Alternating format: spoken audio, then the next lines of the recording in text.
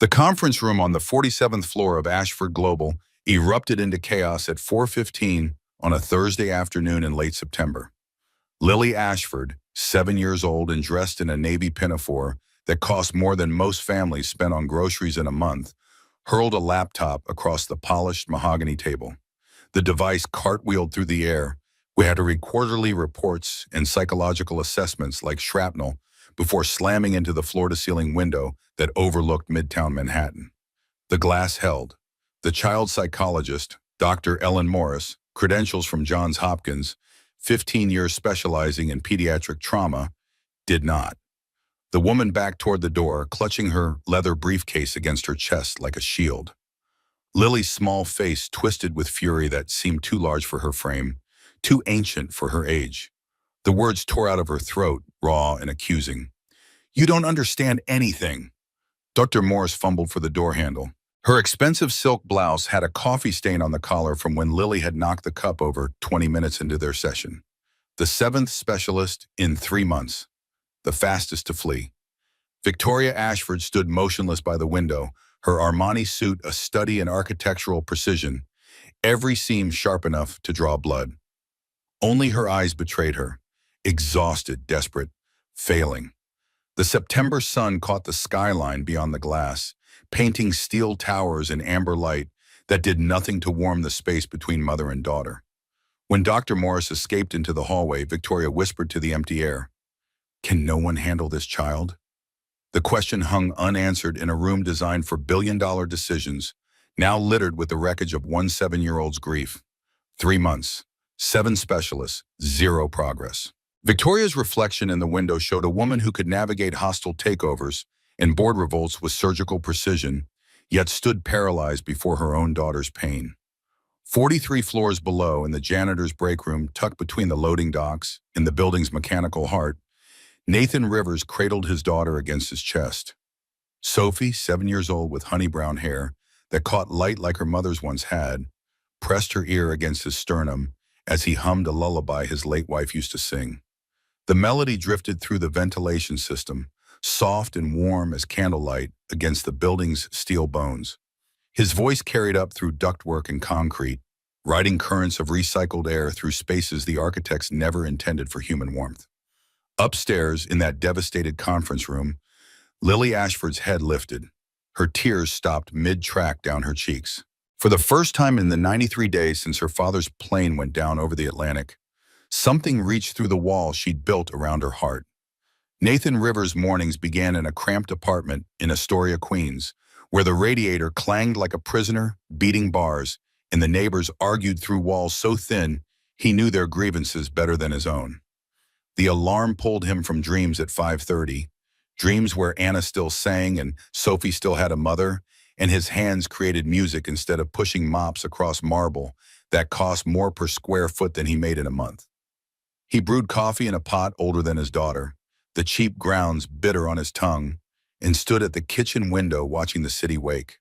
The skyline rose across the river, distant and glittering, a world apart from this fourth-floor walk-up where the stairs groaned and the electricity hummed a constant note of barely adequate. His hands, scarred from years of equipment handling, calloused from mop handles and cleaning solutions, moved with surprising gentleness as he braided Sophie's hair. She chattered about her drawings, her friends, her latest obsession with monarch butterflies and their 3,000-mile migration. He listened like she was reciting poetry, because 7-year-olds who'd never known their mothers deserve fathers who heard every word. The photograph on the refrigerator caught morning light. Nathan, at 27, younger and unbroken, standing behind a mixing board in a studio where Grammy-nominated albums were born. Gold records framed the background.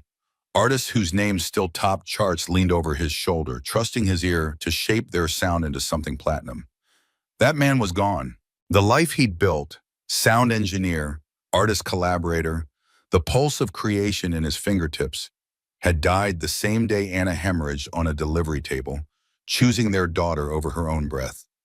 Nathan had held his wife's hand as the machines beeped their final symphony. When Sophie was placed in his arms, still covered in vernix and possibility, still gasping her first breaths while Anna took her last, he knew his old life was over. Now he pushed a mop cart through the marble halls of Ashford Global, invisible to the executives who rushed past in $1,000 shoes. He didn't mind invisibility. It had advantages. He could observe without being observed, could listen to the rhythm of this strange world where money moved like water, and people treated each other like chess pieces to be sacrificed for advantage. They rode the N train together, Sophie's small hand in his, her backpack decorated with butterfly stickers bumping against his hip. He dropped her at PS 122 Queens, 3 blocks from the building where he worked, and watched her disappear through doors painted institutional green. Then he walked to Ashford Global and descended to the basement where the facility's staff gathered, where men and women in matching uniforms maintained the infrastructure that kept the empire running. The other janitors nodded as he clocked in. Carlos, who'd worked the building for 20 years. Margaret, who sent money home to Jamaica and kept photographs of grandchildren she saw once a year taped inside her locker. They existed in the spaces between, cleaning boardrooms after midnight, emptying trash bins full of discarded ambitions and half-eaten lunches that cost more than their hourly wage. Nathan didn't judge. Judgment required energy he saved for Sophie. But sometimes, late in the evening when most staff had gone home and he mopped the executive floors alone, he heard piano music drifting down from somewhere above. Hesitant notes, repeated scales, the sound of someone learning. He'd pause, mop in hand, and close his eyes. Music had been his language once. Now it was just an echo of who he used to be. Victoria Ashford's mornings began in a penthouse overlooking Central Park, where silence was purchased by the square foot and maintained by staff who knew better than to speak unless spoken to. She woke at 5 without an alarm, her body conditioned by years of discipline to function on minimal sleep. 4 miles on a treadmill that cost more than most cars, her reflection multiplied in floor-to-ceiling mirrors that showed a woman who'd weaponized her own biology. Excellent bone structure from her mother's side, disciplined eating, strategic investments in skincare and dermatology. 33 years old but could pass for 26. Beautiful, successful, absolutely alone. The rainfall shower in her bathroom never quite washed away the exhaustion that lived beneath her skin. By 7, she sat in her office reviewing reports that judged the fates of thousands of employees she'd never meet. She signed contracts that moved millions, fired executives who failed to meet targets, approved mergers that made headlines in the Wall Street Journal. Her assistant brought meals she barely touched. Her phone buzzed with messages she answered in clipped sentences that brooked no argument. She was brilliant, ruthless, capable of building revenue by 28% in 2 years, while competitors floundered, and utterly incapable of reaching the daughter who lived 3 floors above her office in a private suite designed by child psychologists who'd never met a problem they couldn't solve until they met Lily Ashford.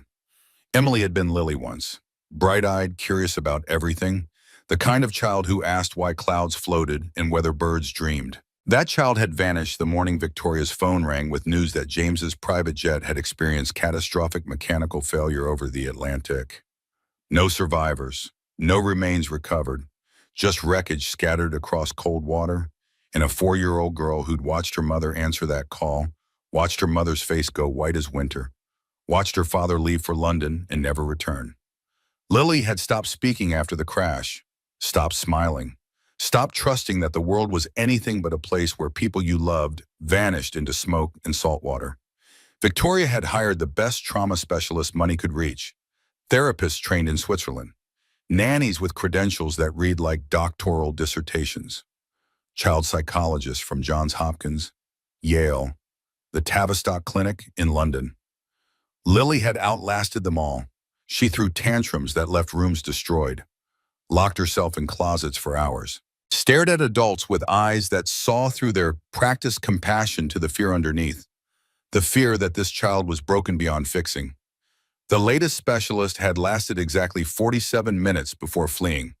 The 2 worlds existed in the same building, but might as well have been on different planets. Nathan mopped the lower floors where paralegals worked late and interns fetched coffee for partners who'd forgotten their names. He emptied trash bins full of discarded dreams, rejected proposals, printed emails announcing layoffs, half-eaten lunches from restaurants he couldn't afford. The waste spoke volumes about the people who generated it, their casual relationship with excess. Victoria, meanwhile, watched her employees through security monitors, a habit born from corporate paranoia and personal loneliness. The cameras covered every floor, every corridor, blind spots eliminated by consultants who charged six figures for security audits. One evening while reviewing footage, ostensibly checking protocols, actually avoiding the empty penthouse where Lily refused to eat dinner, she saw him, the janitor with the kind face, kneeling beside his daughter in the lobby, helping her tie her shoe. The little girl laughed at something he said, threw her arms around his neck with unself-conscious joy. Victoria felt something crack inside her chest, a fissure in the ice she'd built around herself since James died. It had been so long since Lily had laughed like that, so long since Victoria had felt anything but the dull ache of inadequacy. She didn't know his name, didn't know his story, but she watched him walk away hand in hand with his daughter and felt the weight of everything she'd lost pressing against her ribs like a physical thing. The afternoon it happened, Lily had been particularly difficult. She'd refused her tutoring session with the Mandarin instructor, thrown her lunch, organic quinoa and grilled grilled salmon prepared by a private chef, against the wall of her suite, leaving an orangey stain on wallpaper that cost $200 per roll. Screamed at the nanny until the woman quit on the spot, the fifth in as many weeks to surrender. Victoria had been in Tokyo on a video call, 3 a.m. there, 2 p.m. here, negotiating terms of a merger that would reshape their Asian market presence. The call was delicate. Millions rode on her ability to read subtext in translated phrases, to navigate cultural nuances while projecting strength. She was winning. Then security's voice crackled through her earpiece. Private channel, urgent tone. Ms. Ashford, we have a situation. Your daughter is missing from her suite. Victoria's stomach dropped like an elevator with cut cables. She muted the call, ignoring the confused expressions of the executives on screen. What do you mean, missing? The nanny stepped out after the incident. When she returned, Lily was gone. We're searching now. 40 minutes. That's how long it took them to find her. 40 minutes during which Victoria abandoned the Tokyo merger and tore through the building on foot, taking stairs instead of waiting for elevators, her heart a drum against her ribs. 40 minutes imagining every nightmare scenario. Lily on the street, Lily hurt, Lily gone the way James was gone, vanished into a world that took people without warning or mercy. They found her on the 12th floor, in the janitor's break room that wasn't supposed to be accessible to anyone outside facility staff. Security protocols, badge access, all the expensive systems Victoria had installed to keep her daughter safe, rendered useless by a 7-year-old who'd observed patterns and exploited blind spots with the strategic thinking she'd inherited from both parents. Lily had known the shift change happened at 6:15, had watched custodial staff enough to memorize the service elevator code, 9472, had chosen the 12th floor because the security camera outside the break room had been broken for 2 weeks, a maintenance backlog issue that now felt like criminal negligence. She'd slipped through the gaps in their expensive net with the ease of water finding cracks. Nathan had been organizing cleaning supplies when the door burst open. A small tornado in a designer dress rushed in, wild-eyed and feral, grabbing his mop like a sword. His first instinct was alarm. This wasn't his daughter. Who was this child? Where were her parents? But then he saw the look in her eyes. Not fear, curiosity. The same expression that Sophie got when she discovered something new. He didn't raise his voice or reach for her or do any of the things adults typically did that made children feel cornered. He just asked a question, his tone conversational, like they were equals. You want to help me clean? The girl stopped mid-swing, stared at him with enormous eyes, brown like autumn leaves, assessing. He pulled out a spray bottle and a rag, moving slowly so as not to startle her. This is the secret technique. You spray 3 times, no more, no less. Then you wipe in circles, counterclockwise. Very important, the direction. Clockwise doesn't work. He demonstrated, making it look like magic instead of menial labor. The girl took the rag, sprayed exactly 3 times, the sound sharp in the quiet room. Wiped in careful circles, her movements deliberate. For the first time in months, though Nathan didn't know this yet, she was following directions. Not because she was forced to, but because someone had made it sound like an adventure rather than a chore. Nathan heated water in the break room microwave, mixed in cocoa powder and a splash of vanilla extract the way Anna used to make it. Muscle memory, following a recipe his hands knew better than his head. He handed the mug to the girl, who wrapped small fingers around it like it was treasure. Then he did what he did best with Sophie. He talked. Not at her, not down to her. Just talked. About his daughter, their morning routine, the book about monarch butterflies they were reading together, how the butterflies flew 3,000 miles guided by instincts they didn't understand but trusted anyway. The girl listened, perched on a folding chair, her legs swinging, a tiny smile playing at the corners of her mouth. When Victoria found them 20 minutes later, she was prepared to unleash fury. She'd run from the elevator, her heels striking the floor like gunshots, her breath short from stares and fear. But when she burst through the break room door, the words died in her throat. Lily was leaning against the janitor's shoulder holding a mug of cocoa, telling him about the piano piece she'd been practicing. Her voice was soft but clear, her expression peaceful in a way Victoria hadn't seen since before the crash. The janitor looked up, saw the CEO, and understood immediately. His expression shifted, not fear, not deference, just recognition of the moment's fragility. He gently shifted Lily upright, his voice kind. "Someone's here to take you home." Lily's face closed like a door, slamming shut. Victoria felt the familiar knife of failure twist in her gut, but something had changed. Lily looked back at the janitor as Victoria led her away, and that look said everything. She'd found something in that break room that all the money and expertise in the world hadn't provided. That night, Victoria couldn't sleep. At 2 a.m., she sat in her office and pulled up the security footage from the break room. Watched the entire encounter frame by frame. Watched this stranger, this janitor whose name she didn't even know, treat her daughter like a person rather than a problem. Watched Lily respond with trust instead of terror. And Victoria, who hadn't cried since James's funeral, who prided herself on emotional control that could freeze nitrogen, sat alone in her glass tower and wept. The next day, she did something unprecedented. She went to the basement level where the facility's staff gathered, a place she'd never visited in 8 years of running this company. Found him refilling his cleaning cart, looking tired but content. When she spoke, her voice came out harsher than intended, the CEO tone she couldn't quite turn off even when she wanted to. "I need to speak with you." He followed her to a small conference room, standing rather than sitting, maintaining the invisible line between employer and employee. Victoria got straight to the point because that's what she did, had always done, the only way she knew how to operate. "My daughter only talks to you. I don't understand why, but I'm offering you a temporary position. Help her communicate. Spend time with her. Just be whatever it is you were yesterday. I'll triple your current salary." Nathan was quiet for a long moment. She watched calculations run behind his eyes.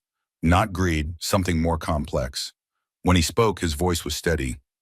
"With respect, ma'am, you can't buy what your daughter needs." Victoria's jaw tightened.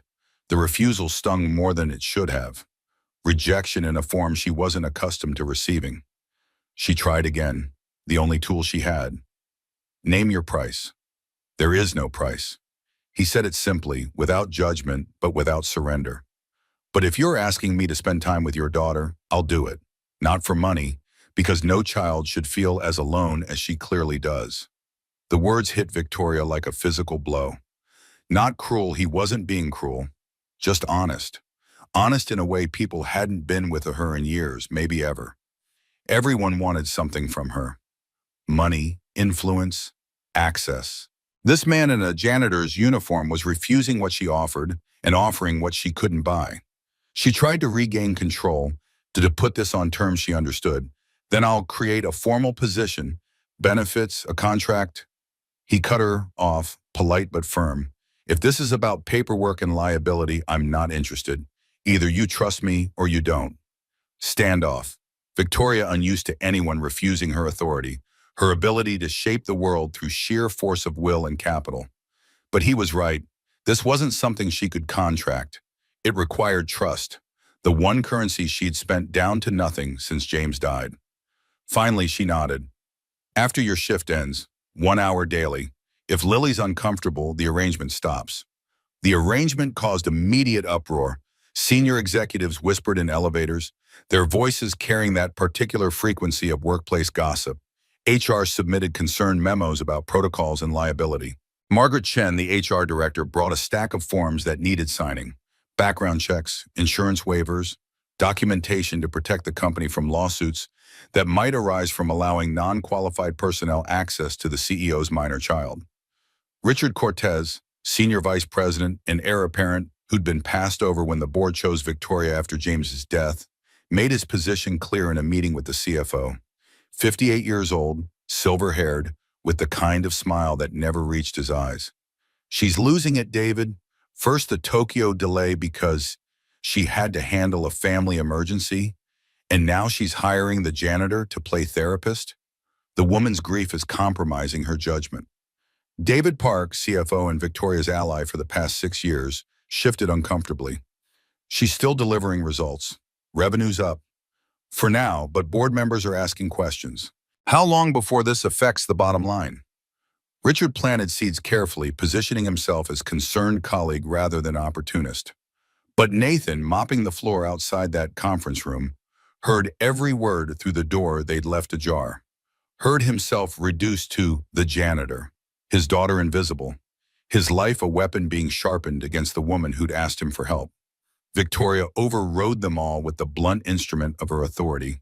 She didn't explain or justify, just declared the arrangement approved and dared anyone to challenge her.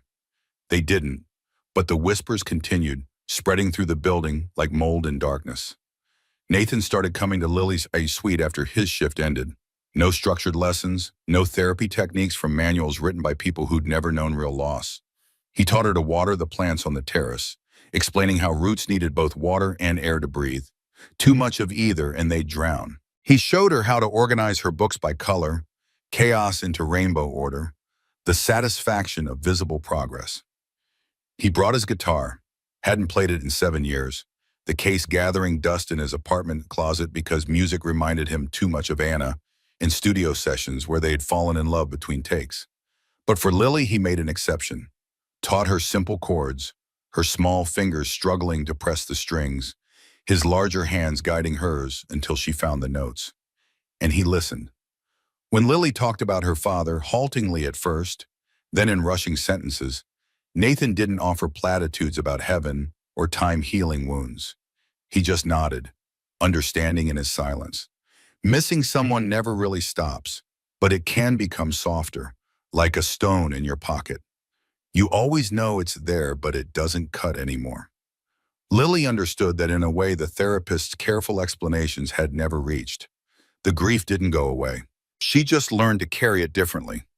One afternoon, Victoria came to collect Lily for dinner and found her daughter asleep on the couch, her head resting on Nathan's shoulder. He'd been reading to her from a book about constellations, how ancient peoples had connected dots in the sky to make meaning from chaos. His finger was marking the place on the page, his other arm loose around Lily's shoulders. He looked up when Victoria entered, put his finger to his lips, the universal gesture for silence. Victoria stood frozen in the doorway. Her daughter hadn't slept peacefully in 3 months, had fought bedtime like it was an enemy, woken screaming from nightmares about planes falling from the sky. Now she slept like childhood should allow, peaceful, safe, trusting that the world would be there when she woke. Victoria felt something shift inside her chest. Not attraction, not yet. Something more fundamental. Recognition. This man had given her daughter something she'd been desperately searching for. The simple gift of being understood. That evening, after Lily was in bed, Victoria sat in her office and pulled up Nathan's employee file. The screen glowed in the dark office, numbers and dates telling a story in fragments. High school diploma, no college, previous employment, senior sound engineer, Platinum Sound Studios. Left 7 years ago, reason for leaving, family circumstances. She saw the gaps in his resume, the obvious step down from engineer to janitor. Googled his name out of curiosity that felt like violation, but that she couldn't resist. Found articles from 8 years ago, rising star Nathan Rivers, the sound genius behind the Platinum Records. A photograph of him at 27, standing behind a mixing board with Grammy-nominated artists. Awards in the background, interview clips where he talked about music like other men talked about God. Then nothing. A cliff edge where his career fell into silence. She pieced it together. He'd left at the height of his success, right when his wife would have been pregnant or sick. Had sacrificed everything, fame, money, the work he clearly loved, for family, for love, for responsibility. Victoria compared it to her own choices. She'd built an empire, lost her daughter in the process. The contrast was painful enough to make her close the laptop and pour herself a drink she didn't finish. The whispers started small but grew like mold in darkness. The CEO was spending too much time on the 12th floor. The janitor was always in her daughter's suite. People invented explanations that fit their understanding of the world. He must be after her money. She must be having some kind of breakdown, reaching for comfort in inappropriate places. The gossip spread through break rooms and happy hours, gaining detail and venom with each retelling. It reached the board of directors within a week. 3 of them requested an emergency meeting, men in their 60s who'd known James, who'd voted Victoria into the CEO position because she'd proven herself more ruthless than any of them. They sat across from her in the boardroom, concern written on faces that had never shown her concern before. "This looks inappropriate, Victoria. Your judgment may be compromised." Victoria's voice could have frozen nitrogen. "My judgment built this company's revenue by 28% in 2 years. When your judgment accomplishes the same, we'll discuss appropriateness." But the pressure mounted. Shareholders called with carefully phrased concerns. PR prepared crisis management strategies for scandals that hadn't happened yet, but that they could imagine with the precision of professional pessimists. Photographers from tabloids started lurking outside the building, hoping to catch something scandalous to sell to readers hungry for stories about the wealthy falling. Nathan heard about it from other employees, saw the looks he was getting from security, from colleagues who'd been friendly before and now avoided eye contact. One evening, he didn't show up to Lily's suite, or the next. By the 3rd day, Lily had stopped speaking again, the progress vanishing like it had never existed. Victoria found him in the parking garage about to leave, his old Honda Civic parked in the employees section far from the executive spaces where her Mercedes waited. She didn't care who saw, didn't care about protocols or appearances or what the board would say. She just walked up to him and spoke the truth.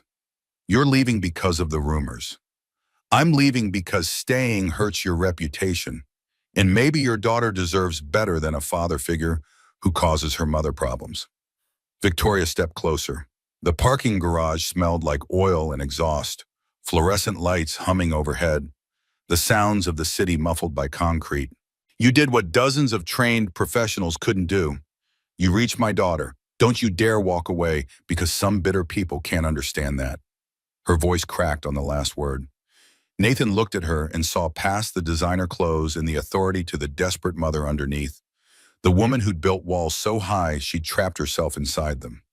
"Please, she needs you." The last 2 words cost her everything. Victoria Ashford, who'd built an empire on never showing weakness, was begging a janitor not to leave. Nathan studied her face for a long moment, then nodded. "Okay, I'll stay." The night the storm hit, Emily was already on edge. The weather forecast had predicted severe thunderstorms, high winds, possible flooding. Everyone who worked with Lily knew what that meant. Her father's plane had gone down in a storm. Every crack of thunder was a trigger. Every flash of lightning, a traumatic reminder.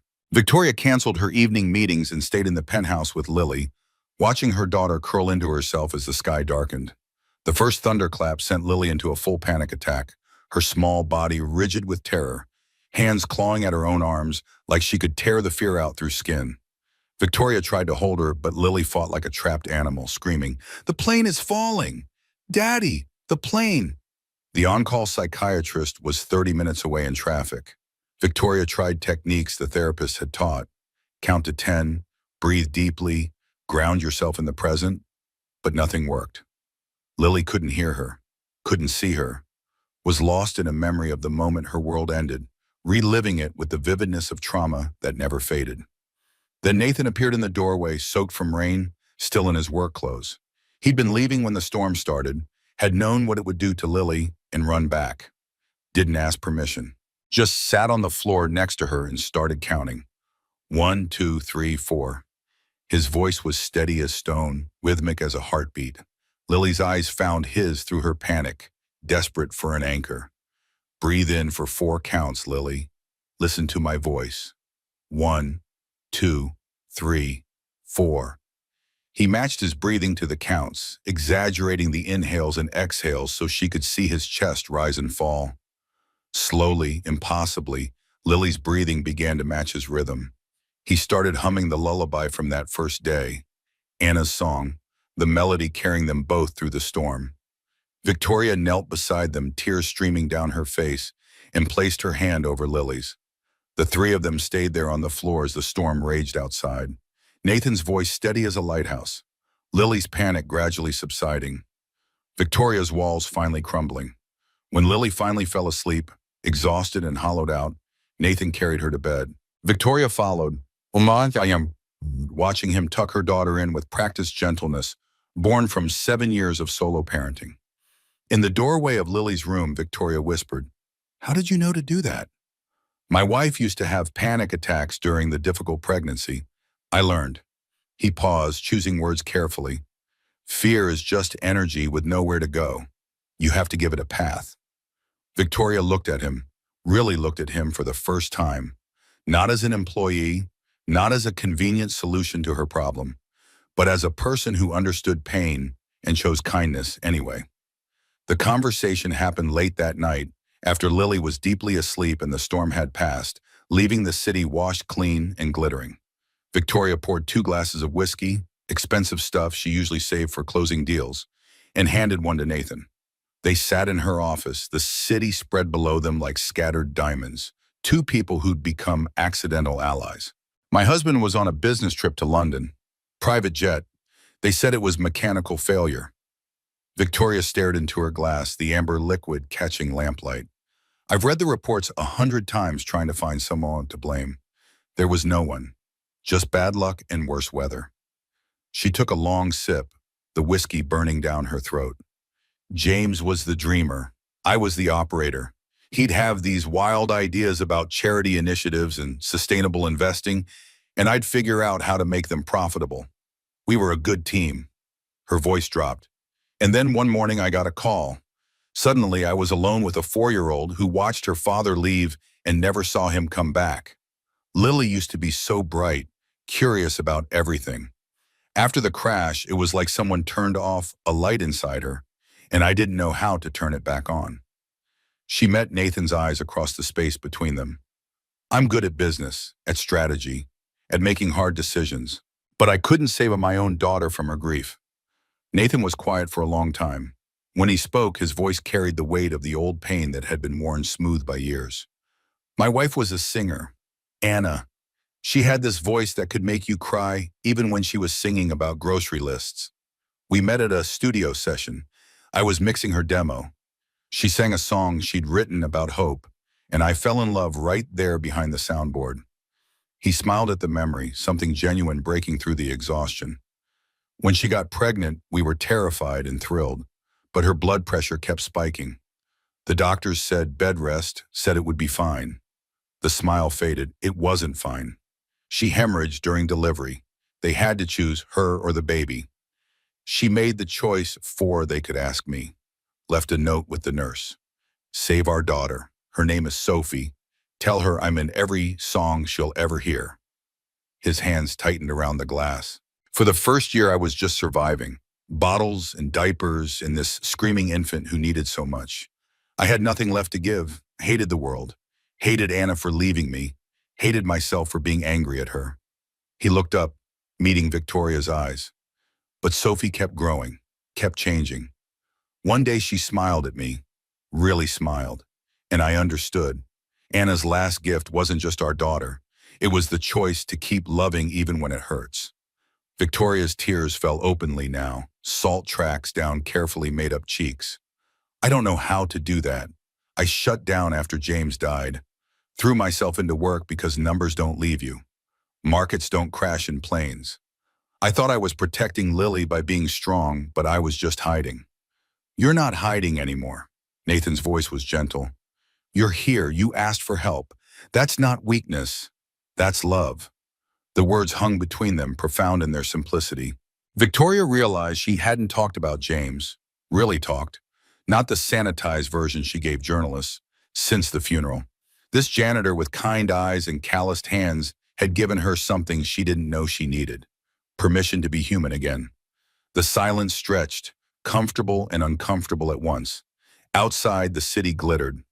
Inside, two people sat with their grief between them like a third presence, acknowledged and bearable because shared. Nathan stood first, setting down his empty glass. It's late. Sophie's with a neighbor. I should go. Victoria stood too, the moment ending, but something having shifted between them that neither could name yet. Thank you. For tonight. For Lily. For this. At the door, Nathan turned back. Victoria, Ms. Ashford, he fumbled, having used her first name accidentally, the intimacy of the conversation making formal address feel wrong. Victoria is fine when we're like this. He nodded and left quickly, both of them aware that something had begun that they didn't have words for yet. Victoria stood alone in her office, touching the window where his reflection had been moments before, whispered to the glass, "What am I doing?" Across the city, Nathan sat in a cab with his head in his hands, thinking the same thing. But the next morning, Richard Cortez reviewed the security logs and noted that Nathan Rivers had arrived at the executive level at 7:50 p.m. and left at 11:30. Made a note in a file he was building. Smiled slowly to himself. Interesting. 2 months dissolved into a pattern that felt inevitable, like water finding its level. Nathan arrived at the penthouse at 5:30 each evening, Lily waiting by the window watching for him. Sophie visited twice weekly, the girls inseparable within minutes, building elaborate games that spanned days. Victoria found herself extending business dinners to get home earlier, declining invitations that would keep her away past 8 when Nathan typically left. The transformation in Lily was undeniable.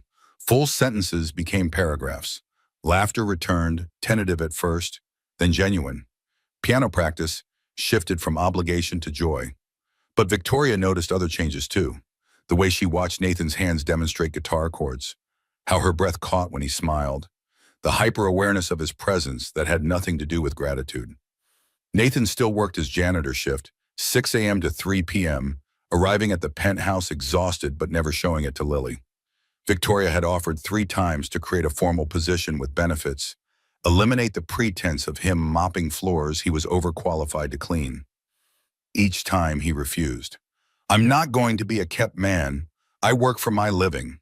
The pride in his voice was steel wrapped in velvet, immovable. Victoria recognized it because she carried the same pride, just expressed differently. They were both people who'd built identities on not needing rescue. The office gossip had intensified from whispers to open speculation. Nathan's car appeared in the security logs every evening. People noticed the CEO leaving earlier, smiling more, the Ice Queen thawing in ways that made longtime employees exchange significant glances.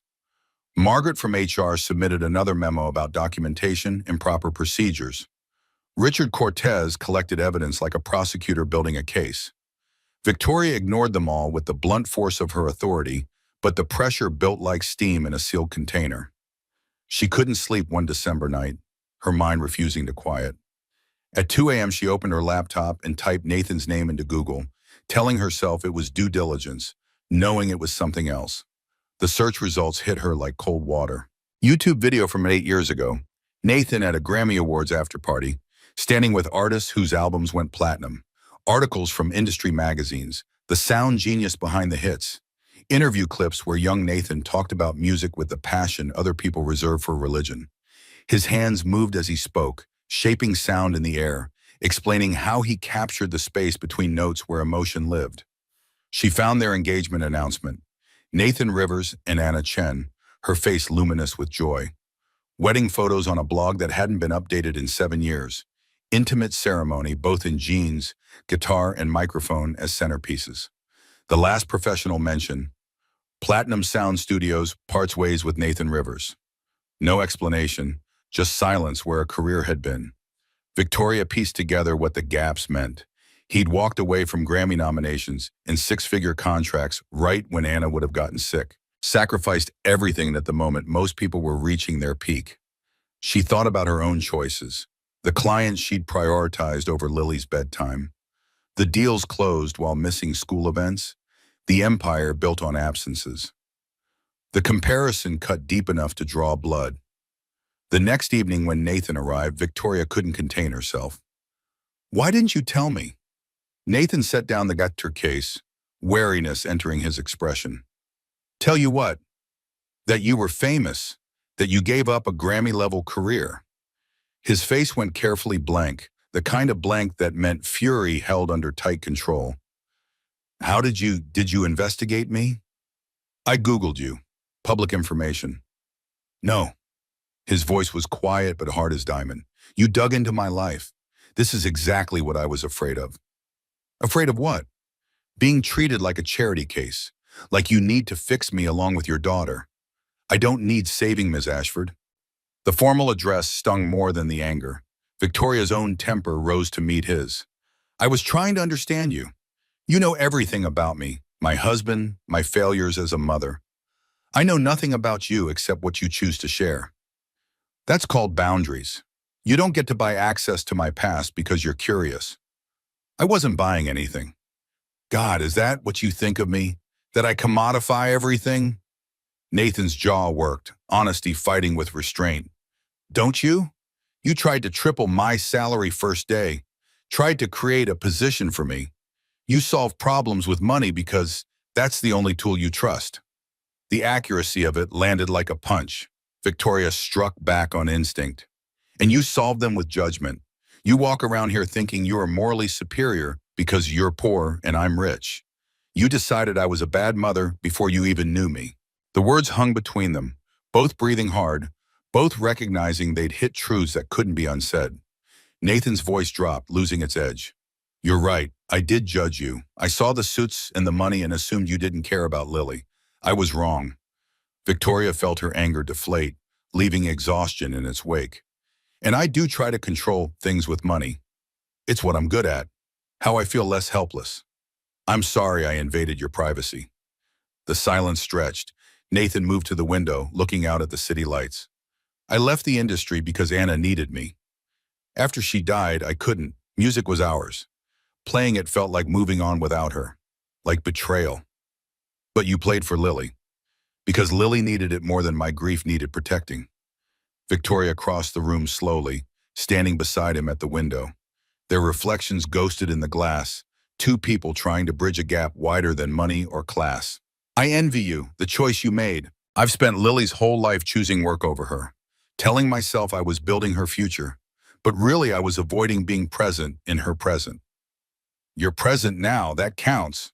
Their eyes met in the reflection, held longer than professional distance allowed. Both looked away simultaneously, the moment too charged to sustain. "I should check on the girls." Nathan left the room quickly, and Victoria stood alone, wondering when concern had become something more complicated, more dangerous. Week 14 brought the Christmas shopping trip. Lily insisted both Victoria and Nathan come to FAO Schwartz to help choose Sophie's gift.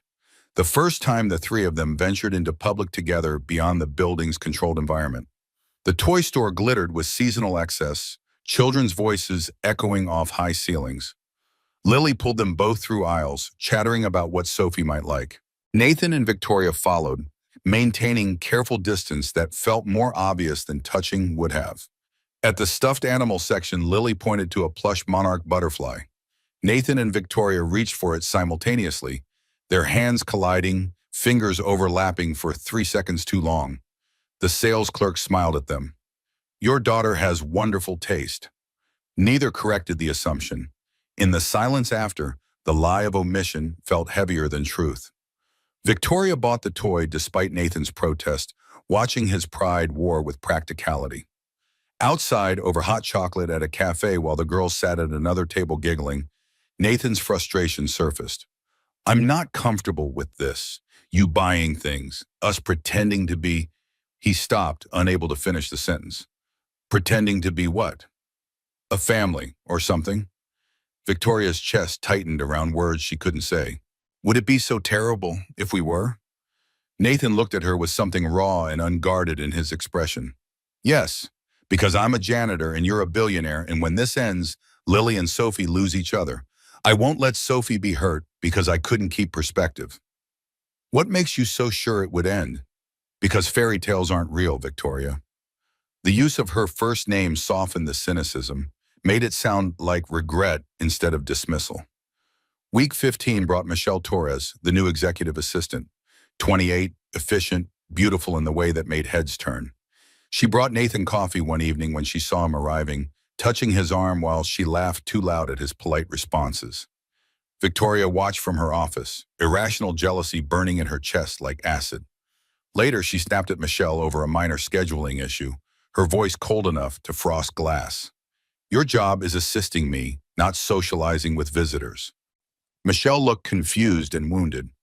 Victoria dismissed her, then sat at her desk recognizing the truth. She was jealous of a 28-year-old flirting with a man who wasn't hers, had never been hers, couldn't be hers. Week 16 arrived with Sophie's dental emergency. Nathan took a call in the hallway, his voice tight with stress Victoria recognized from her own financial calculations. I know the specialist costs more. Just schedule the appointment. I'll figure it out. Victoria had overheard enough to understand.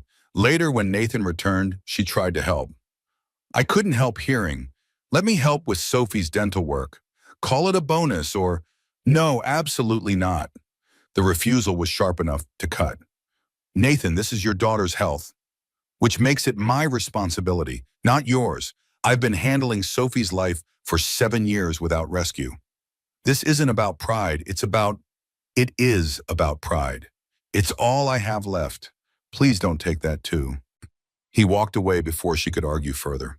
Victoria stood in the empty hallway, feeling the distance between their worlds like a physical barrier.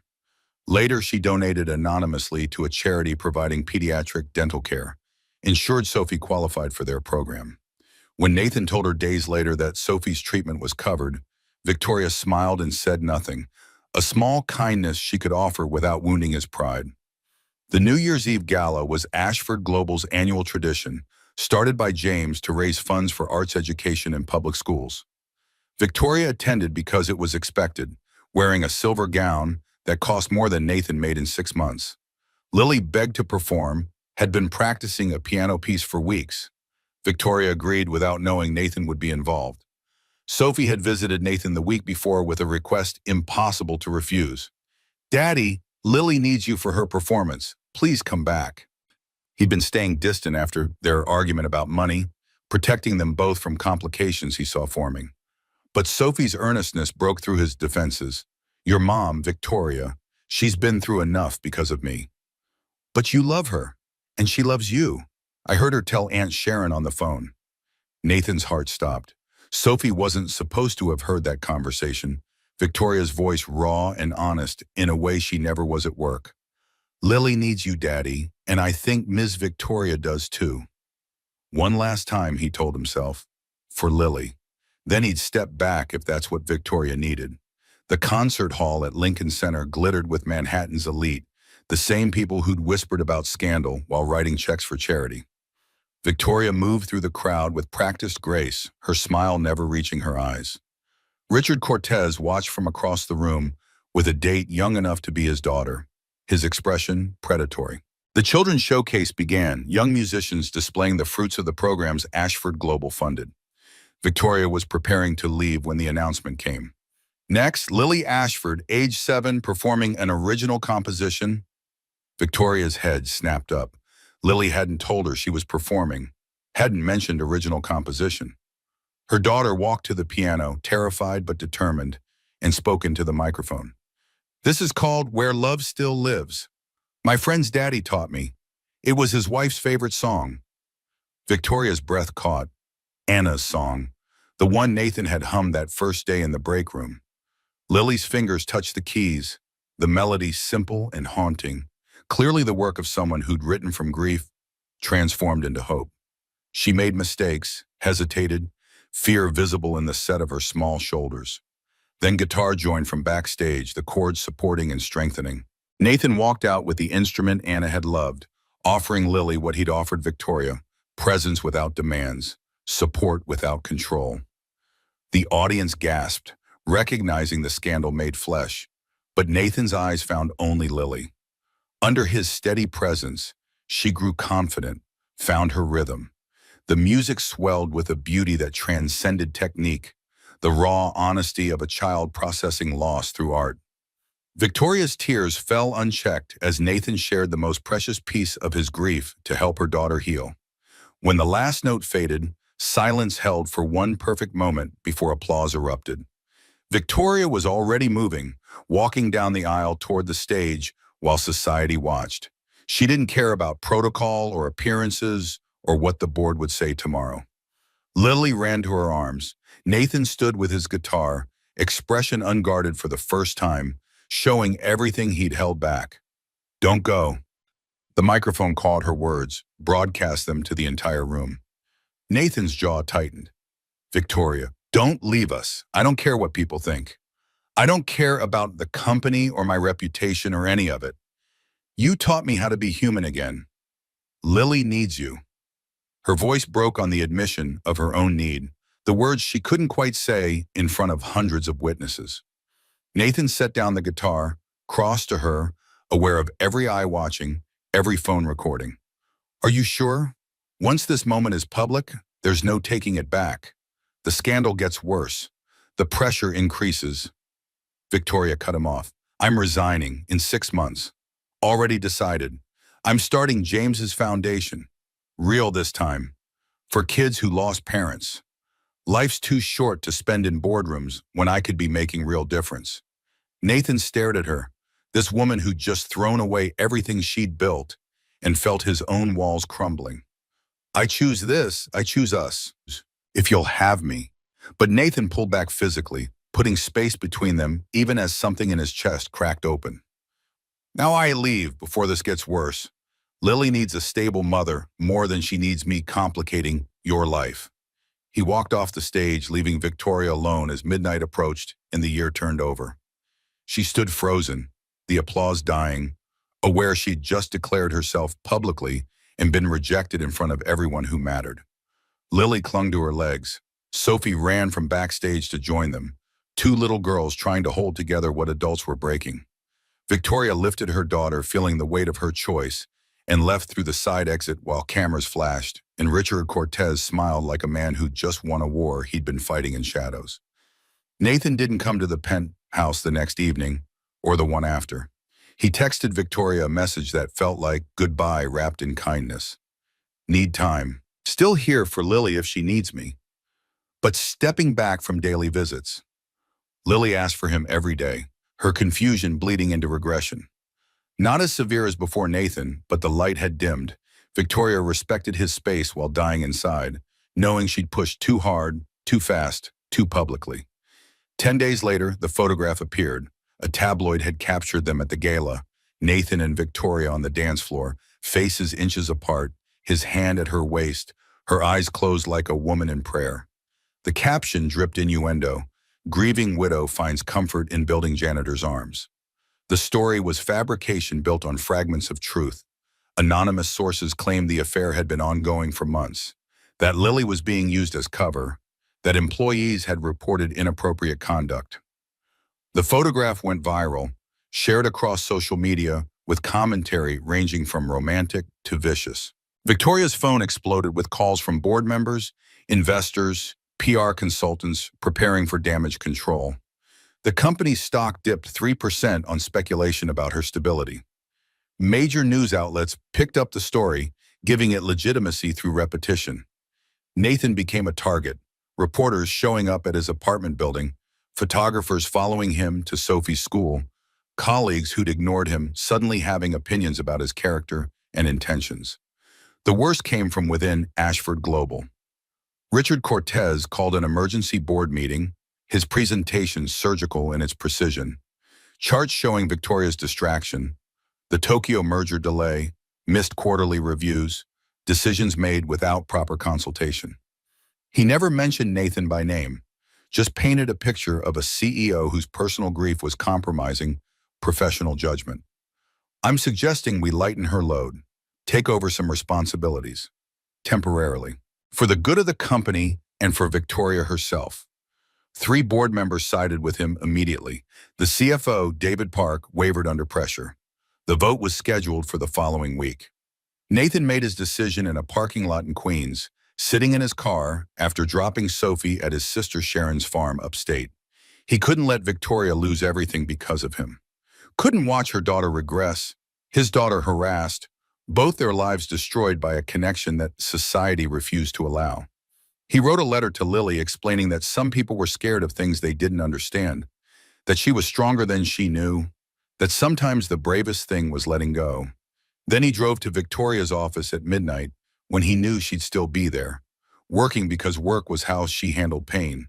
She looked up when he entered, hope and fear warring in her expression. "I'm leaving, tonight, taking Sophie to my sister's place for a while." "No." The word came out sharp, desperate. "Running proves their narrative, Nathan. Staying destroys yours. You have to choose the company, or whatever this is between us, and you should choose the company. Lily needs a stable mother more than she needs me." He pulled an envelope from his jacket, the letter for Lily. "I wrote this for her. Explains I'm not abandoning her, that she's stronger than fear." He set it on her desk, the paper a white flag of surrender. "Victoria, I'm not in your world. I never was. You need to choose your empire or me, and you should choose the empire." "What if I don't want to choose? What if I want both?" Nathan's expression held such tenderness it hurt to witness. "Then you're braver than I am, because I can't watch you lose everything. I can't be the reason Lily loses her mother to scandal. I won't gamble with my daughter's future for my feelings." Victoria stood, came around the desk, close enough to touch, but not touching. "What about my feelings? Don't I get a say?" "Don't." His voice broke on the word. "Please don't make this harder. I'm in love with you too. There, it's said. Now what?" Nathan closed his eyes like the words were knives, finding gaps in armor he'd tried so hard to maintain. When he opened them, his decision was written in the set of his jaw. "Now I leave before we both make choices we can't take back. Before this destroys everything you've built. Before our daughters pay for what we want." He walked to the door, stopped with his hand on the frame. "I'm not running. I'm protecting everyone, including you." Then he was gone, leaving Victoria alone in her office, overlooking a city that suddenly felt empty, despite 8 million people breathing the same air. She picked up the envelope, felt the weight of his goodbye, and understood that loving someone sometimes meant letting them make choices that broke your heart. 6 weeks passed like a wound that wouldn't close, each day bleeding into the next with the particular ache of separation chosen for protection rather than indifference. Nathan worked construction on his brother-in-law's crew upstate, framing houses in February wind that bit through work gloves and canvas jackets. $15 an hour cash, paid at week's end, enough to contribute to Sharon's household and buy Sophie's school supplies, but not enough to rebuild the life he'd left behind in Queens. His hands remembered different work, mixing boards and frequency curves, not nail guns and 2x4s. The muscle memory of creation versus the repetitive labor of construction. At night, his fingers ached from hammer strikes and cold, a different pain than the cramping he'd gotten from long studio sessions, but pain nonetheless. Sophie adjusted with the resilience children carry like invisible armor, making friends with her cousins, charming Sharon's neighbors, excelling in the small-town school where being new made her interesting rather than suspect. But every morning she asked the same question. "When are we going home, Daddy?" Nathan had stopped promising soon because he didn't know if home existed anymore, or if he'd destroyed it by running. The apartment in Queens was gone, lease broken, furniture in Sharon's storage barn. His old life dismantled in the service of protecting Victoria from himself, from the scandal his presence generated, from having to choose between empire and janitor. Sharon found him on her porch after Sophie went to bed. The third consecutive night he'd pulled a beer from the garage refrigerator and stared at fields gone dark under winter constellations. She sat without invitation, 41 years old and carrying the particular wisdom of people who'd survived their own catastrophes and came out wiser rather than bitter. "You're spiraling. I'm managing." 3 beers on a Tuesday while staring at nothing isn't managing. It's avoiding. Nathan took another pull from the bottle, the beer gone warm in his hands, but drinking it was something to do besides think. She needs to fight for her company. Not for me. Lily needs a mother who isn't drowning in scandal I created. Lily needs a mother who's happy. You both deserve that much. And from what Sophie tells me about their video chats, Lily's regressing without you. The knowledge sat heavy in Nathan's chest. He'd written letters, two so far, trying to explain to a 7-year-old why adults made promises they couldn't keep, why sometimes love meant leaving, why the world was complicated in ways that defied the simple logic of a child's heart. The letters felt inadequate even as he mailed them. Sharon pulled her jacket tighter against the cold. My ex-husband left when the kids were young, came back a year later begging forgiveness. You know what changed my mind? Not his words, his actions. He'd gotten therapy, joined an AA, actually addressed the things that made him run, showed me changed behavior, not promised change. I didn't run because I'm broken. I ran to protect her. You ran because you were scared. Of the scandal, of not being enough, of her choosing her empire over you. So you made the choice for her.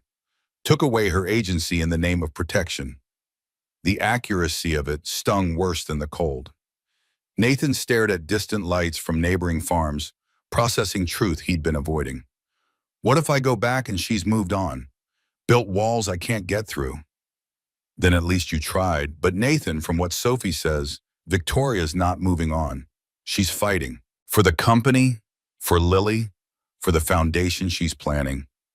Maybe she's fighting for you too, and you're just not there to see it.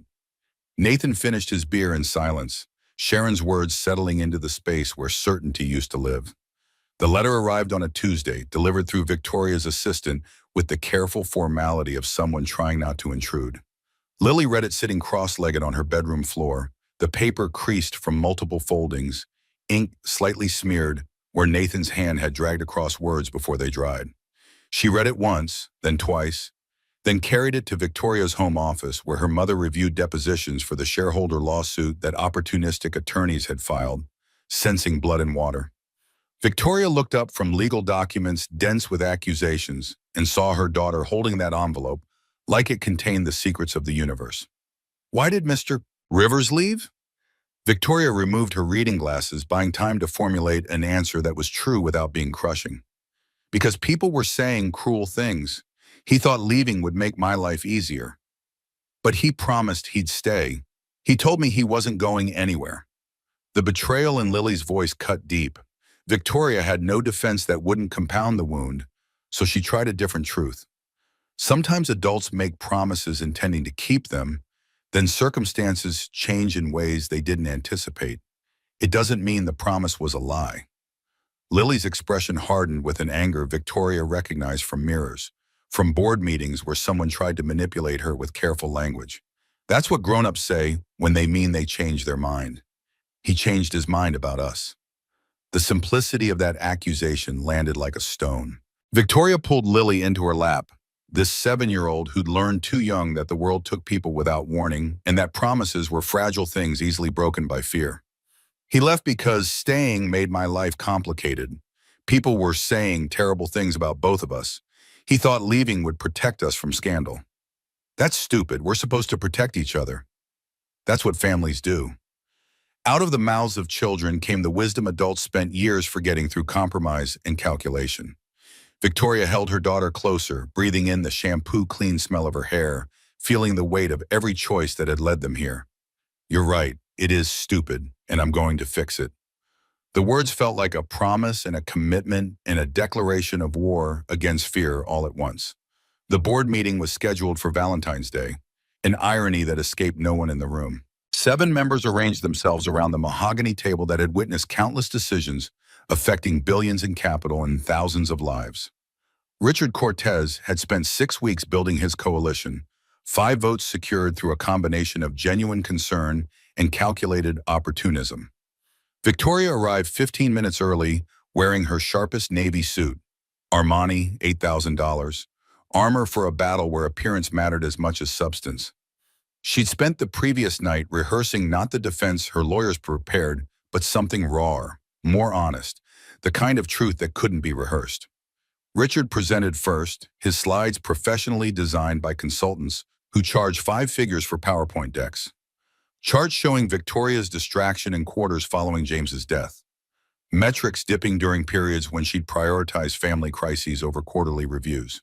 Testimony from executives who'd noted her emotional volatility, the unprecedented decision to allow non-qualified personnel access to her minor child. He never mentioned Nathan by name, just painted implications in broad strokes. A CEO compromised by grief, a leader whose personal entanglements affected professional judgment, a woman who needed support and rest, not condemnation, which made his proposal sound generous rather than predatory. I recommend a 6-month leave of absence. Victoria retains her board position, her equity, her voice in major decisions. I serve as interim CEO. We stabilize the company while allowing our colleague to heal from trauma that would break anyone. 3 heads nodded immediately, board members who'd never fully accepted a woman in the CEO role, who'd voted for her after James's death because the alternative was outside hiring, but had always viewed her tenure as temporary. David Park, the CFO and Victoria's ally for 6 years, shifted uncomfortably but said nothing.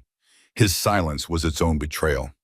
Victoria's turn came with her career balanced on the edge of a decision already half made.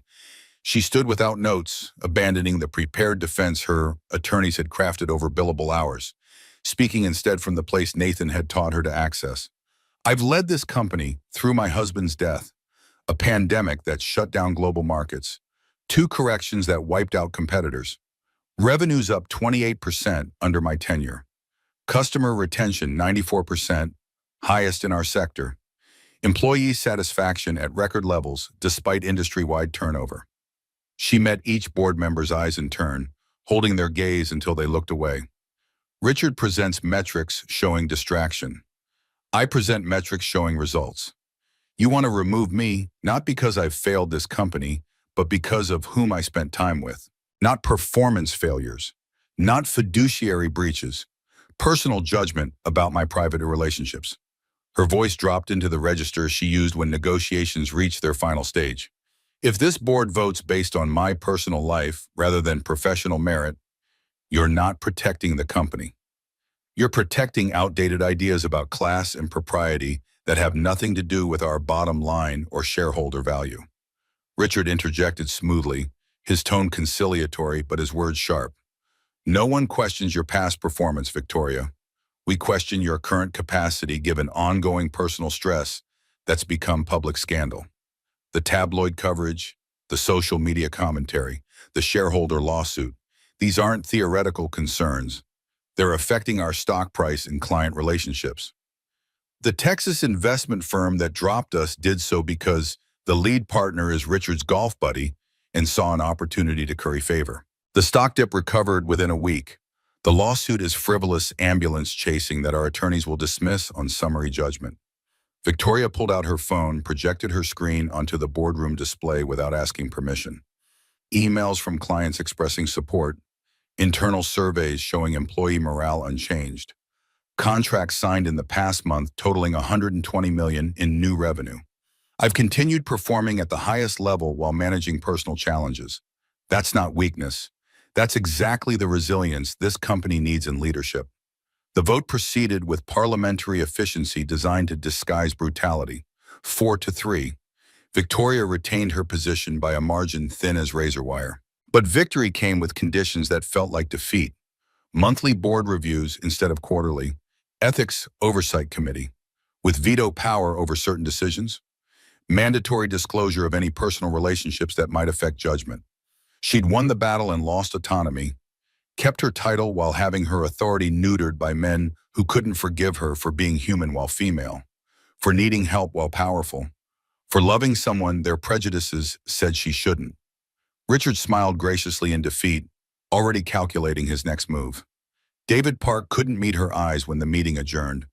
Victoria returned to her office and closed the door, leaning against it in the silence of her glass tower, and understood that winning this fight meant losing something more important than a corporate title. She sat at her desk and opened a new document, typed 8 words. Letter of Resignation, Victoria Ashford, Chief Executive Officer. Stared at them for 10 minutes while Manhattan glittered below, indifferent to one woman's crisis of priority and purpose. Then she started writing. The resignation would be effective in 6 months. Enough time to transition leadership and protect the company she'd built from the chaos of sudden departure. Not Richard, the board would hire from outside, someone without the baggage of internal politics and failed coups. But not her either. Not anymore. She spent the next 2 weeks researching foundations for grieving children, programs that help kids process trauma through art and music and community. James had dreamed of this before the Atlantic took him, had talked late at night about using their wealth for something more meaningful than quarterly earnings. Victoria would build it in his memory and Anna's, for Lily and Sophie and all the children who'd learned too young that love didn't guarantee permanence. The decision felt like shedding skin she'd outgrown, painful in the way growth always was, liberating in ways she hadn't anticipated. She told no one yet, not the board, not her attorneys, not even Lily. Just researched and planned and felt something like hope beginning to displace the emptiness that had lived in her chest since James died. The Children's Arts Gala invitation arrived with the weight of obligation and the ghost of better times. Annual event, Lincoln Center, raising funds for public school music programs. Victoria had hosted for 8 years, first alongside James, then alone after the crash. Declining would generate questions and speculation. Attending meant facing society's judgment in person rather than through tabloid filters. She almost didn't go. Then Lily mentioned wanting to perform, having registered 3 weeks prior through the program director, forging Victoria's signature on the permission form with the practiced hand of a child who'd learned to navigate adult systems through necessity. You registered to perform? When were you planning to tell me? I'm telling you now. Sophie and I wrote a song. We want to share it. The partnership between the girls had survived Nathan's departure through video chats and determination. Sophie upstate and Lily in Manhattan, but refusing to let geography sever what they'd built. Victoria should have been monitoring those calls more closely, should have known they were planning something. But grief and board fights and lawsuit depositions had consumed attention she used to reserve for her daughter. What's the song about? About finding family when you're not looking. About love being stronger than rules people make up about who belongs with who. About being brave enough to choose what matters. The lyrics, clearly written with the adult guidance, Nathan's guidance, were less children's a composition than manifesto. Victoria recognized the message aimed at her, the 7-year-old's attempt to push her mother toward courage that felt increasingly impossible. I'll be there, I promise. She kept that promise 3 weeks later, wearing burgundy instead of her usual black. A small rebellion no one would notice, but that felt significant. Lincoln Center glittered with Manhattan's elite, smaller crowd than previous years, some donors declining with transparent excuses about schedule conflicts.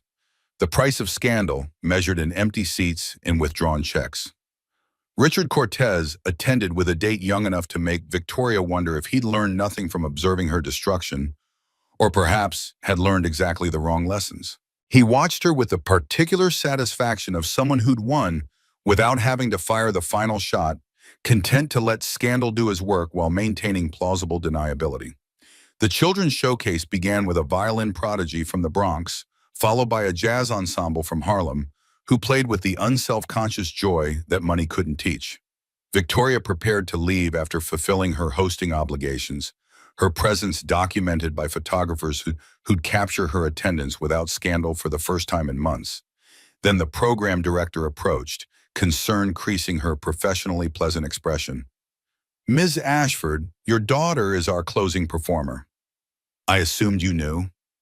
Victoria's heart kicked against her ribs like something caged trying to escape. Lily's performing tonight? She registered weeks ago, listed you as guardian approval. Before Victoria could process the implications, the announcement came through speakers designed to fill every corner of the concert hall. Our final performer, Lily Ashford, age 7, presenting an original composition. Victoria's daughter walked onto the stage wearing the navy dress from that first terrible therapy session, altered now to fit her growing frame, transformed from symbol of struggle to declaration of progress. Lily sat at the piano, hands trembling slightly, and spoke into the microphone with a voice that carried despite its softness. This is called Where Love Still Lives. My friend's daddy taught me. It was his wife's favorite song. She died giving birth so my friend could be born. The song is about how sometimes people leave, but the love doesn't. It just finds new places to live, new people to hold it. Victoria's vision blurred. Lily's fingers found the keys. The melody Nathan had hummed that first day in the janitor's break room, transformed through months of practice and a child's interpretation into something that carried both heartbreak and hope. She played with small mistakes and hesitations, the imperfection making it more honest than any polished performance could achieve. Then guitar joined from the wings, chords wrapping around Lily's melody like arms around a frightened child. Nathan walked onto the stage carrying the instrument Anna had loved, dressed in slacks and a button-down shirt that weren't quite right for Lincoln Center, but were clearly the best he owned. His eyes found Lily first, steadying her with his presence, then drifted to Victoria in the third row. Everything he'd held back showed in that glance. Loneliness and love and fear that had driven him away, and courage that brought him back. Lily's playing grew stronger with his support, finding confidence she'd lacked alone. The music swelled beyond technical proficiency into raw emotional honesty that commanded attention through vulnerability rather than polish. Then Lily sang, her voice high and clear over piano and guitar, words she must have written with Nathan's help because they carried his philosophy transformed through a child's hope. When the sky turns dark and the world feels cold, there's a light that stays, a hand to hold. In the space between the notes we play, love still lives. It finds a way. Through the grief and through the years, through the silence and the tears, what we build is what remains. Love still lives beyond the pain. The song built to a crescendo that shouldn't have worked structurally but succeeded emotionally, then resolved into gentle resolution that felt like peace after storm. The last note faded into silence that held for 3 perfect seconds, the audience collectively holding breath, before applause erupted with the particular intensity of genuine emotion rather than polite obligation. Victoria was already moving, abandoning her seat and walking down the aisle while society watched and camera phones recorded. She didn't care about protocol or appearances or what Richard Cortez would say to board members tomorrow. Lily saw her coming, finished her bow, and ran into Victoria's arms with the force of a child who'd been holding too much inside for too long. Nathan stood stage left with his guitar, expression completely unguarded for the first time since that night in Victoria's office when he'd chosen protection over presence. His face showed everything now, the weeks of missing them, the fear that he'd stayed away too long, the hope that maybe courage wasn't too late. Victoria spoke before thinking, before fear could reclaim control, the words catching the microphone Lily had left on and broadcasting to every corner of the concert hall. "Don't go, not again." Nathan's throat worked, swallowing words that wouldn't come. Victoria shifted Lily to her hip and walked toward him, closing the distance between them with steps that felt like crossing continents. "Don't leave us again. I don't care what people think. I don't care about the company or the board or any of it." Her voice carried to the balconies, to the cameras, to Richard Cortez, whose expression shifted from satisfaction to concern as he recognized the narrative escaping his control. "You taught me that showing up matters more than status, that presence is worth more than any empire. Lily needs you. I need you. Please stay." Nathan set his guitar down with careful precision, buying seconds to process what she was asking in front of hundreds of witnesses and countless more who'd see this on social media within the hour. He crossed to her, stopping close enough to touch but not touching, hyper-aware of every eye watching, every phone recording. "Are you sure? Victoria, once this moment is public, there's no walking it back. The scandal intensifies. The pressure increases. Your board just gave you conditions."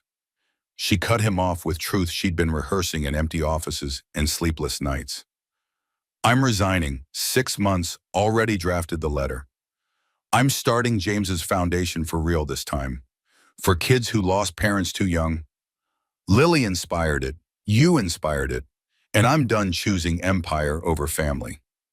Nathan stared at her, this woman who'd just chosen him over everything she'd built, and felt the walls he'd constructed for protection crumble into dust. "I'm terrified. I have no job, no apartment, $200 in savings and debt from Sophie's dental work. I'm not bringing financial security or social status or anything except—" Victoria kissed him, cutting off the litany of insufficiency with lips against his, uncaring that 1,000 people watched and recorded and judged. When she pulled back, her voice was fierce. I don't want financial security from you. I want you to teach our daughters that love matters more than money, that character matters more than status, that being present is worth more than being powerful. Our daughters, you said our daughters. They've been ours since the break room. We were just too scared to admit it. Nathan pulled her close with one arm, the other reaching for Lily, the three of them forming a unit on the stage while applause built from scattered individuals to collective roar. Sophie appeared from the wings where she'd been waiting with Sharon, launching herself at the group with 7-year-old enthusiasm. 4 people on the stage, 2 broken families choosing to become something new. The applause was deafening, some genuine, moved by the raw honesty of the moment, some scandalized, witnessing the CEO publicly choosing the janitor. All of it irrelevant to the people at the center who heard only each other. Richard Cortez left through a side exit, his careful campaign reduced to ash by a public declaration he couldn't spin. 3 board members who'd supported Victoria smiled with genuine warmth, recognizing courage where others saw scandal. The moment crystallized into permanence through cameras and social media, but the people living it noticed only each other and the choice they'd just made in full view of the world. Backstage, away from microphones and witnesses, Nathan found his voice again. I meant what I said. I'm not bringing anything practical. Sharon's letting us stay with her until I find work, but I don't know how long that'll take after being blacklisted. Sophie needs stability. I can't promise. Victoria placed her fingers against his lips, stopping the spiral. We figure it out together. That's what partners do. You handle daughters and music and teaching me how to be human. I handle logistics and foundation building and unlearning corporate thinking. We combine what we're each good at. What if I'm not good enough? What if the girls need more than I can give? They need you to show up. Everything else is secondary. Sophie's voice carried from the green room where Sharon was supervising. Daddy, Lily wants to show me something. Can we go to the roof garden? Nathan looked at Victoria, asking permission he didn't quite need but wanted because they were building something new that required different rules than the ones they'd lived by before. Go. I need to make a few calls anyway. Let the board know about my resignation before they see it on social media. You're really doing this. Leaving the company. I already left in every way that matters. The resignation just makes it official. They stood close in the narrow backstage corridor, the sounds of the gala continuing beyond the walls, their daughters' voices echoing from somewhere above. Nathan traced the line of Victoria's jaw with one calloused finger, the gesture both tender and claiming. I love you, in case the public declaration didn't make it clear. It was fairly obvious, but hearing it never gets old. He kissed her again, softer this time, a promise rather than proclamation, then went to find their daughters while Victoria pulled out her phone and composed the text that would change everything. 6 months passed like water finding its level, each day settling into patterns that felt inevitable once chosen, but had seemed impossible from the other side of fear. The foundation consumed Victoria's transition period from Ashford Global, the work of building something from vision into functioning reality more challenging than managing an established empire. She'd underestimated everything.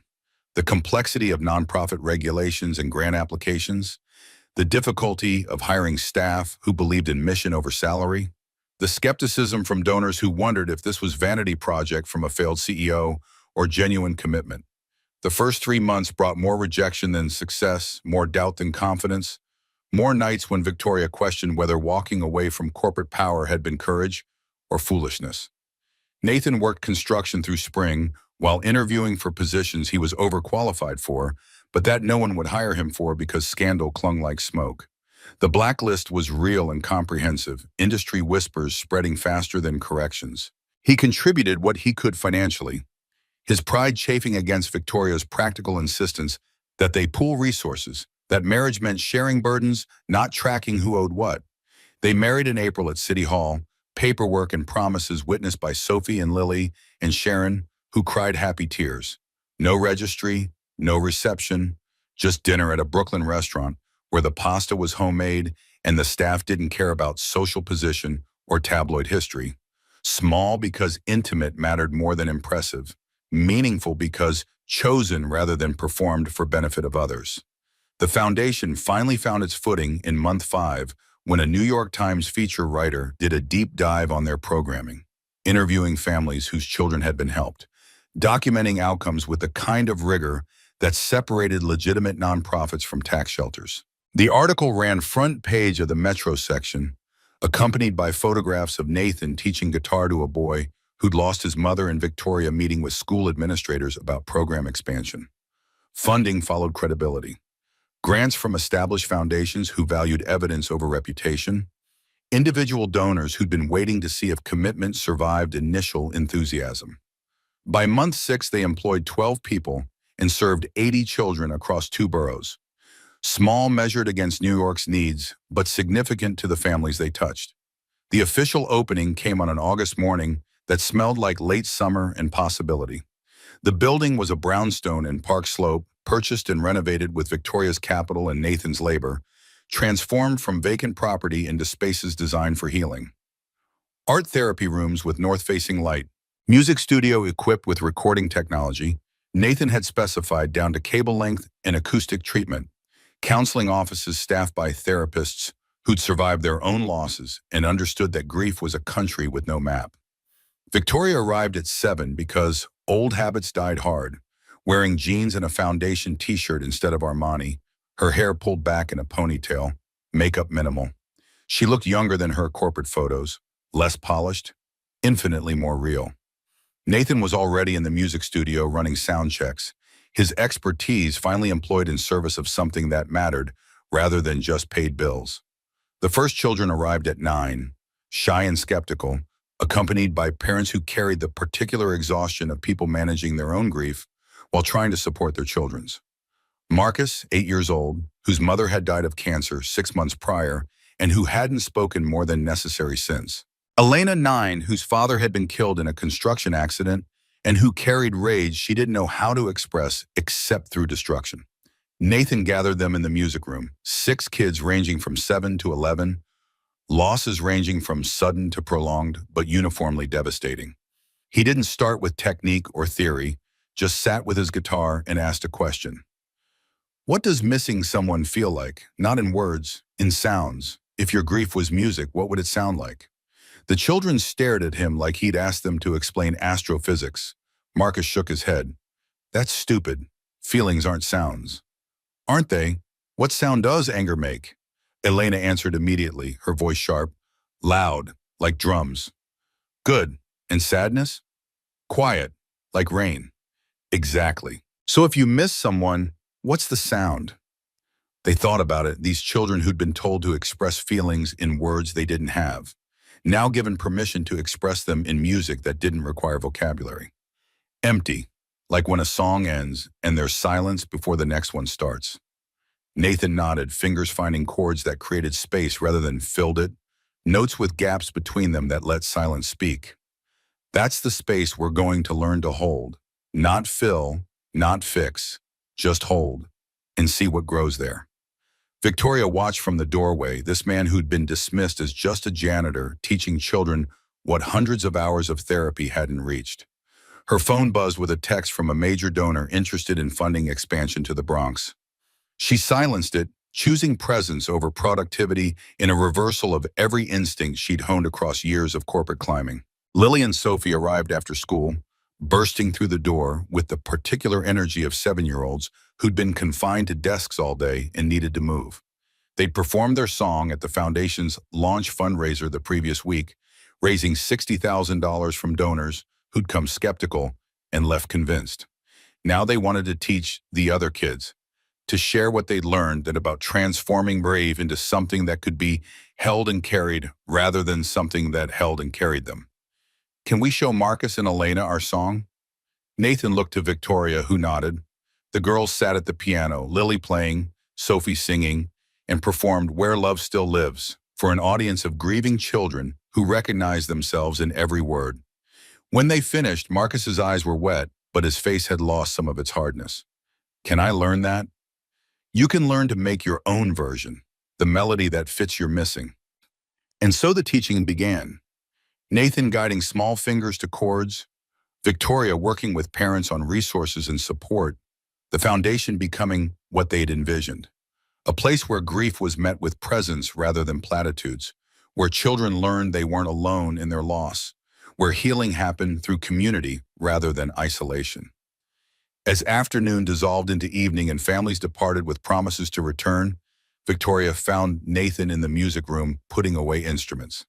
He looked tired but satisfied, the exhaustion of meaningful work rather than the depletion of labor for survival. How was it? Really? Better than I hoped, harder than I expected. Those kids have been through hell and they're so young. But you reached them. I watched Marcus's face during the lesson. That's the first time his mom says he's shown interest in anything since the funeral. Nathan wound guitar cables with the practiced efficiency of thousands of repetitions, muscle memory from a life that felt both distant and foundational. One good day doesn't mean we've fixed anything. Grief isn't a problem with a solution. It's a condition you learn to live with. I know, but you're teaching them how. That's more than anyone else has done. He crossed to her, wrapping her in arms that smelled like guitar strings and the particular sweat of physical work. They stood together in the empty studio while Brooklyn moved around them, two people who'd found each other across an impossible distance and chosen to build something meaningful from their combined brokenness. I love you, our weird, complicated, imperfect life. It's pretty good, isn't it? It's everything I didn't know I needed. Above them, through the brownstone's old windows, Sophie and Lily's laughter carried from the roof garden where Sharon supervised their play. Two girls who'd lost parents and found each other, who'd brought broken adults together through their need for healing, who represented the future the foundation existed to serve. Victoria thought about the board meeting where she'd defended her choices, the empire she'd walked away from, the scandal that had seemed insurmountable until she'd chosen to walk through it rather than around it. Thought about Nathan's courage in returning, in risking rejection publicly, in choosing love over the safety of distance. Thought about James and Anna, whose deaths had created the grief that brought everyone together, whose memory lived in the foundation's name and work. The greatest act of courage wasn't climbing higher, she'd learned. It was being willing to meet someone exactly where they were and build something beautiful from there. Not despite the brokenness, but because of it. All the shattered pieces forming something new and stronger for having been broken and choosing to heal together. Nathan's phone buzzed.